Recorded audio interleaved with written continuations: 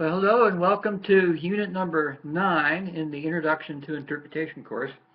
Now, unit 9 is about media options.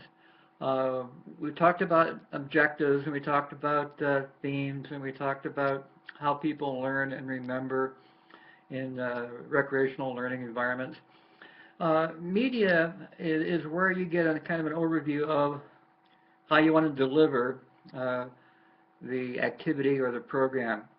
So if you have a set of objectives that you want interpretation to accomplish, and in this exercise I've given you a theme and objectives that has to do with interpreting the problems of litter, that you have to decide what's the best delivery method that you can use. And it might be an interpretive panel, it might be a live program, might be part of a guided walk, might be an exhibit in a visitor center, could be cell phone interpretation, it could be a printed leaflet. So in the two textbooks you have, I've noticed some pages that you can read. And think of the textbooks not something to be memorized, but more as a reference manual that we can look at the pros and cons of different ones. And that's what I'd like you to do, is think about the kinds of media we could use to deliver this message. And what are some of the pros and some of the cons of each one?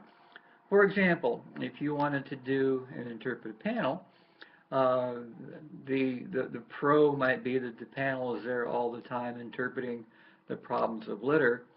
The con might be that panels are going to cost $4,000. And if you had the same visitors coming over and over again, after the first time they won't read it, so after about the first year it's not doing anything.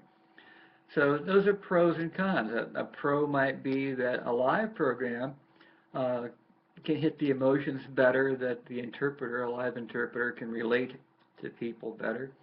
The con might be that an interpreter just might not be available all the time to give the programs. A pro for the interpretive panel is that it's there 24/7.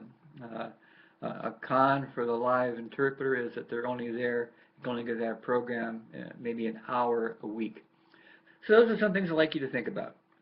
There's not a right answer, but as we do interpretation, we have to think about options.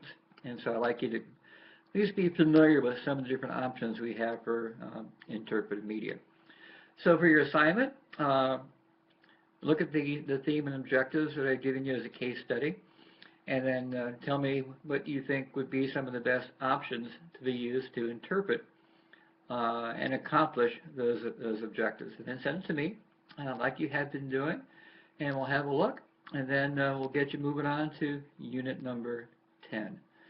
So enjoy your assignment, and I look forward to seeing what your thoughts are on media options. Bye.